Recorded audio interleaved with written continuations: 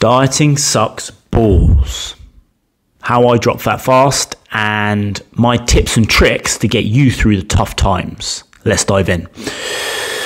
Welcome back. Yes, I am the most woke, ripped, leanest dad on the planet with 55 PhDs in nutritional science, and you should definitely listen to me. Okay, jokes aside, I've been in the fitness profession for about 17 years now. I've also worked in clinical practice, and I've got a pretty good idea, having coached well over 100 guys, onto how to do this stuff. So maybe listen to me, maybe don't. Take away what you need to take away to take action. Let's get involved.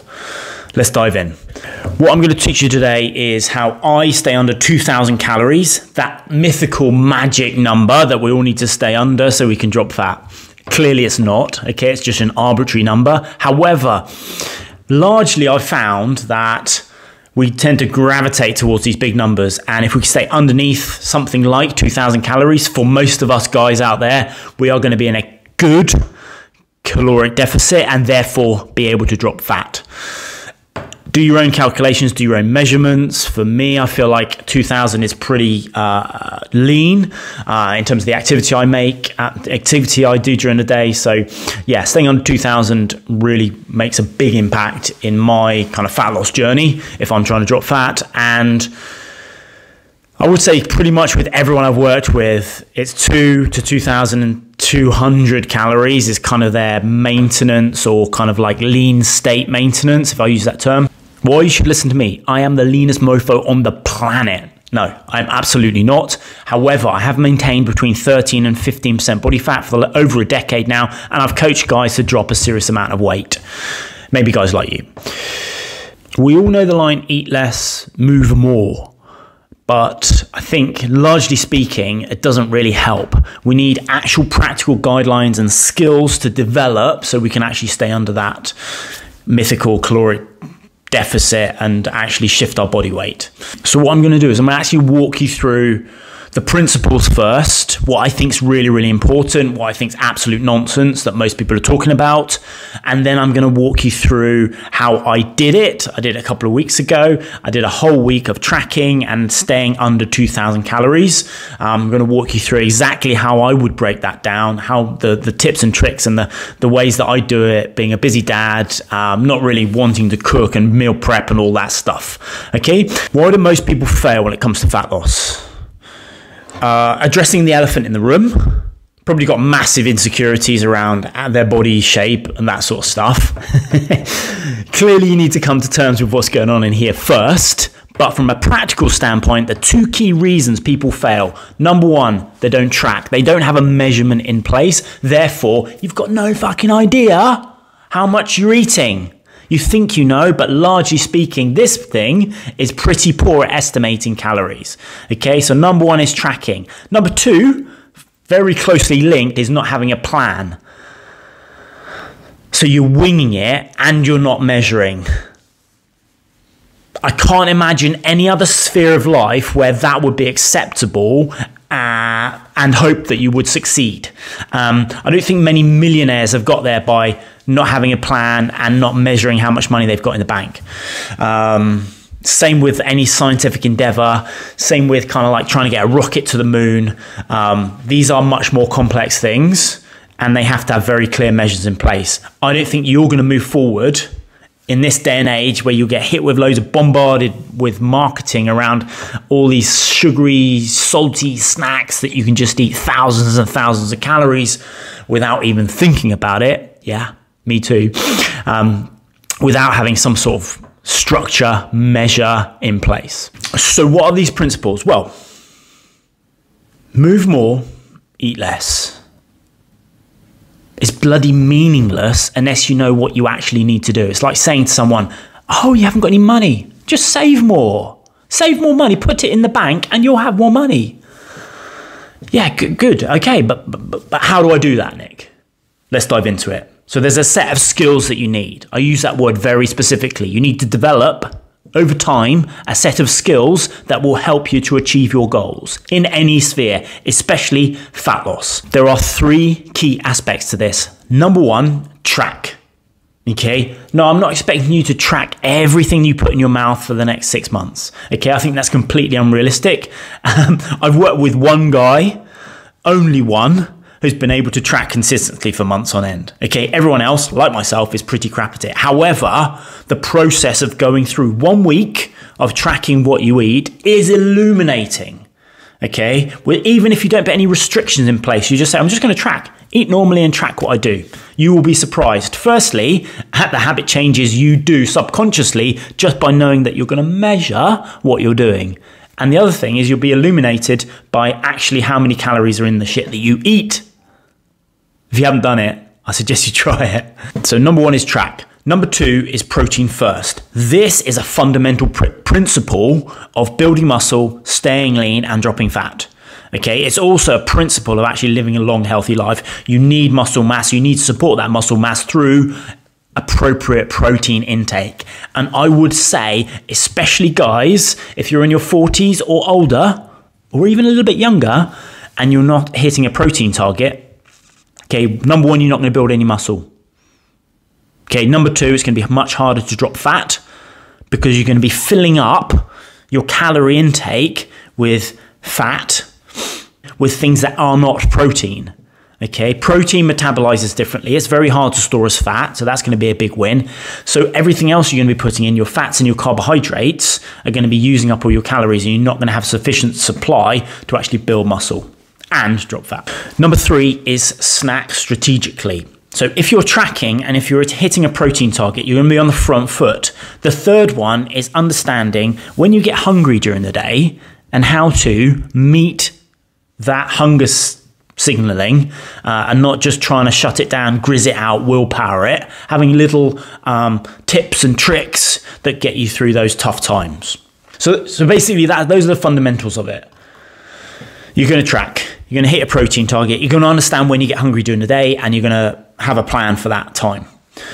Let's dive into how my week went and how I approached it. Okay, this isn't the only way. This isn't necessarily the best way. This is an approach that I felt was appropriate for me, given kind of where I am in life and kind of the way that I structure my day, my week, etc. So, first thing I think about in the morning is what that first meal is going to look like, and importantly, when I'm going to have that first meal. Okay, so I'm trying to push that back to narrow down the window of when I'm actually feeding. Okay, because I think that's a really good way to control how many calories you eat. Guess what? If you have breakfast at 6 a.m., continue eating until 9 p.m., the chance you're going to go way above your calories for the day is much, much higher. So what I like to do is narrow that window. I'm not going to discuss fasting or anything like that, but just having a much smaller window when you're eating is a massive help. Okay, so first thing I did was push that window back. Now, do I get hungry in the mornings? Yes, I do. Like every normal person, especially if I've been running. For some reason, running makes me really, really hungry. Weight training, not so much. So the first little hack, if you like, that I do is caffeine. Caffeine is known to have massive satiety properties in there, so it suppresses hunger, basically. So when I get into the office, it's like 7:30, 8 o'clock. I've got coffee, and what I tend to do, a little tip that I've found useful for me, is I put a little bit of fat in there. So MCT oil or just a little bit of butter, which obviously is high in calories, but I only take a little bit. And what I find that it does is just helps with the caffeine to push down that hunger, so I can push back the time when I actually have to have a proper meal. Okay, so instead of feeling hungry at 7, 8 a.m. and having to have breakfast of some sort, I can push that right back to 10, 11, 12, because I've had coffee and a little bit of fat. For some reason, it just turns off those signals. Give it a try if you want to. Anyway, I'm narrowing that window down. That's what I'm trying to do first. Then, that first meal of the day, what I try to do is avoid having anything sweet. Okay, so in this instance, my go-to was bone broth, very high in protein and very lean, mixed in with some cheap Poundland noodles. Okay, is it the most nutritious meal on the planet? No. Is it organic, free range, all that stuff? Absolutely not. But this is practical for me in the way that I live my life. So noodles, I think 300 and something calories. Bone broth, 2 scoops. So 2.5 scoops. 2.5 portions, so 3 scoops.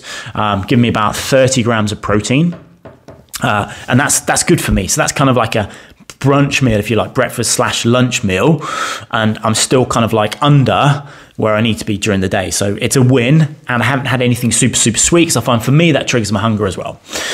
So I'm doing that, and then mid-afternoon I'm going to take a protein shake on board, and then evening meal is going to be whatever the family evening meal is, and I'll put up what I had on a couple of days, just so you can see the realities of my situation. I get home, I don't know what's on the menu, I get given a plate of food, and I eat it. So that's basically how I structured pretty much all the days that I tracked. Bone broth and noodles, first meal of the day, about 450 calories.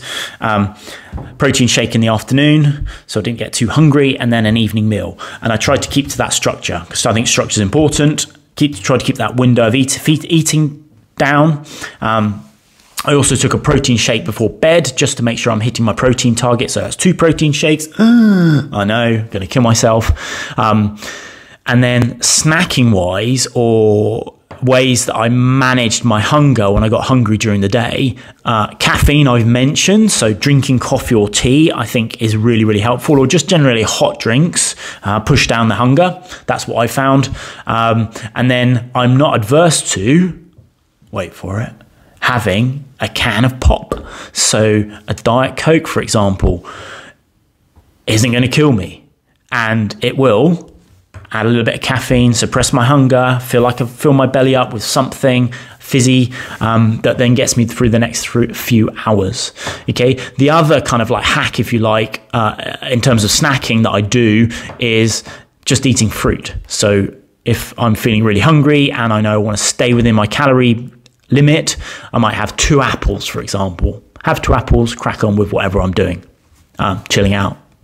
Most of the time. I wish. So that's it, basically. I've given you the principles, and then I've walked you through how I've approached it and the little tips and tricks that I use to get me through that period.